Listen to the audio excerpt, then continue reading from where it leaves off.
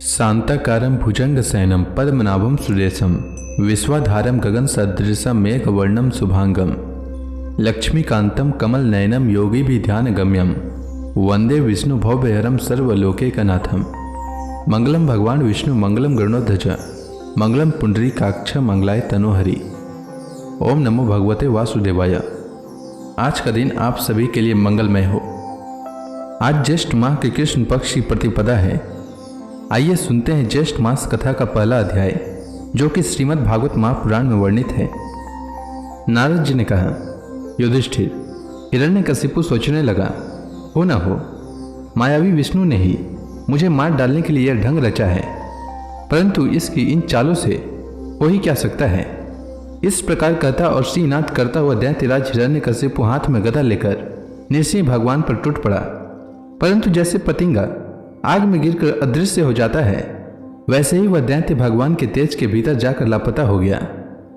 समस्त शक्ति और तेज के आश्रय भगवान के संबंध में ऐसी घटना कोई आश्चर्यजनक नहीं है, क्योंकि सृष्टि के प्रारंभ में उन्होंने अपने तेज से प्रलय के निमित्त भूत तमोगुण रूपी घोर अंधकार को भी पी लिया था। तदंतर वह दैत्य बड़े क्रोध से लपका और अपनी गदा को बड़े जोर से घुमाकर उसने नृसिंह भगवान पर प्रहार किया। प्रहार करते समय ही जैसे गरुड़ सांप को पकड़ लेते हैं, वैसे ही भगवान ने गदा सहित उस दैत्य को पकड़ लिया। वे जब उसके साथ खिलवाड़ करने लगे, तब वह दैत्य उनके हाथ से वैसे ही निकल गया जैसे क्रीड़ा करते हुए गरुड़ के चुंगल से सांप छूट जाए।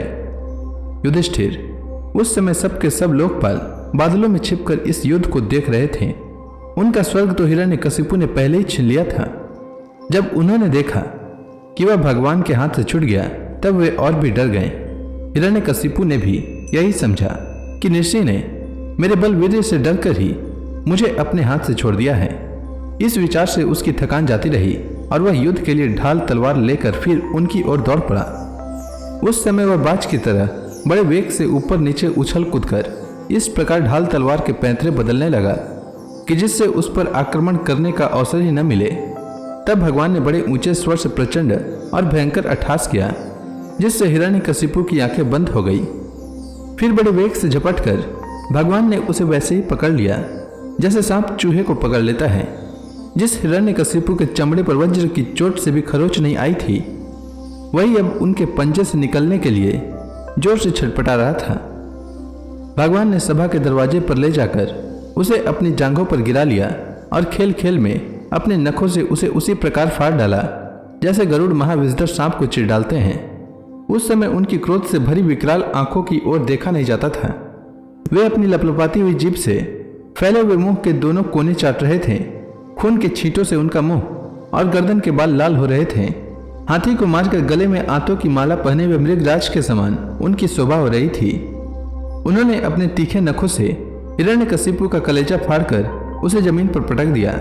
उस समय हजारों दैत्य दानव हाथों में शस्त्र लेकर भगवान पर प्रहार करने के लिए आए, पर भगवान ने अपनी भुजा रूपी सेना से, लातों से और नख रूपी शस्त्रों से चारों ओर खदेड़ खदेड़ कर उन्हें मार डाला।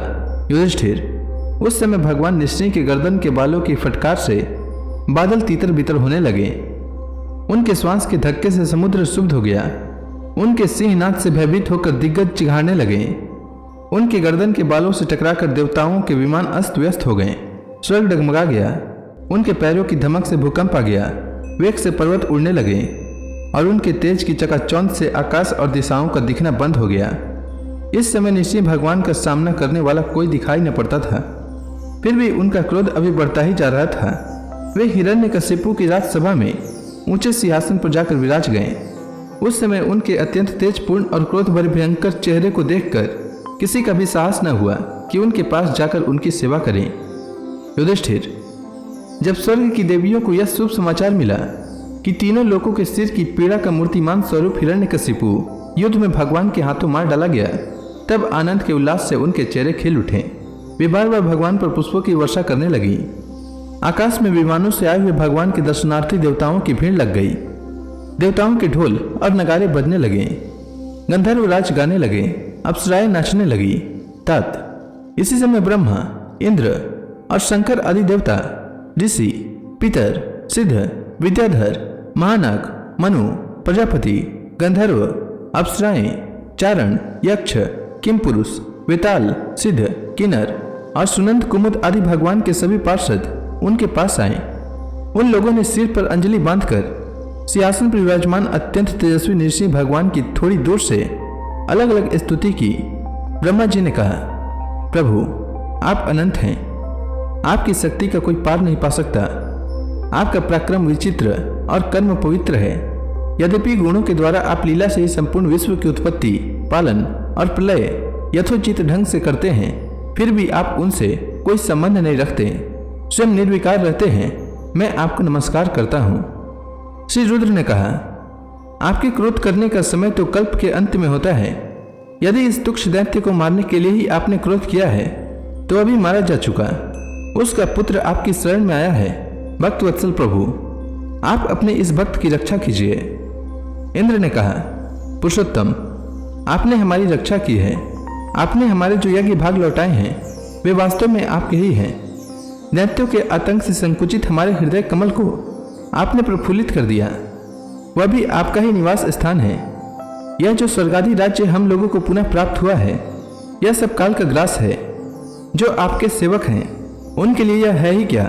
स्वामिन, जिन्हें आपकी सेवा की चाह है वे मुक्ति का भी आदर नहीं करते, फिर अन्य भोगों की तो उन्हें आवश्यकता ही क्या है? नारद जी कहते हैं, इस प्रकार ब्रह्मा, शंकर आदि सभी देवगण निश्चय भगवान के क्रोधावेश को शांत न कर सके और न उनके पास जा सके। किसी को उसका और छोर नहीं दिखता था। देवताओं ने उन्हें शांत करने के लिए स्वयं लक्ष्मी जी को भेजा। उन्होंने जाकर जब नृसिंह भगवान का वह महान अद्भुत रूप देखा तब भयवश वे भी उनके पास तक न जा सकी। उन्होंने ऐसा अनूठा रूप न कभी देखा और न सुना ही था। जब ब्रह्मा जी ने अपने पास ही खड़े प्रहलाद को यह कहकर भेजा कि बेटा, तुम्हारे पिता पर ही तो भगवान कुपित हुए थे, अब तुम्हें उनके पास जाकर उन्हें शांत करो। भगवान के परम प्रेमी प्रहलाद जो आज्ञा कहकर और धीरे से भगवान के पास जाकर हाथ जोड़कर पृथ्वी पर साष्टांग लौट गए। निश्चय भगवान ने देखा कि नन्हा सा बालक मेरे चरणों के पास पड़ा हुआ है। उनका हृदय दया से भर गया। उन्होंने प्रहलाद को उठाकर उनके सिर पर अपना वह कर कमल रख दिया जो काल सर्प से भयभीत पुरुषों को अभय दान करने वाला है। भगवान के कर कमलों का स्पर्श होते ही उनके बचे खुचे अशुभ संस्कार भी झड़ गए। तत्काल उन्हें परमात्मा तत्व का साक्षात्कार हो गया। उन्होंने बड़े प्रेम और आनंद में मग्न होकर भगवान के चरण कमलों को अपने हृदय में धारण किया। उस समय उनका सारा शरीर पुलकित हो गया। हृदय में प्रेम की धारा प्रवाहित होने लगी और नेत्रों से आनंदाश्रु झरने लगे। प्रहलाद जी भावपूर्ण हृदय और निर्निमेष नैनों से भगवान को देख रहे थे। भाव समाधि से स्वयं एकाग्र हुए मन के द्वारा उन्होंने भगवान के गुणों का चिंतन करते हुए प्रेम गदगद वाणी से स्तुति की। तो इसी के साथ यह अध्याय समाप्त हुआ। इसके आगे की कथा मैं कल के अध्याय में सुनाऊंगा। तब तक के लिए भगवान हरि का नाम लेते रहें। तो प्रेम से बोलिए भगवान विष्णु की जय, श्री कृष्ण भगवान की जय, समस्त देवी देवताओं की जय।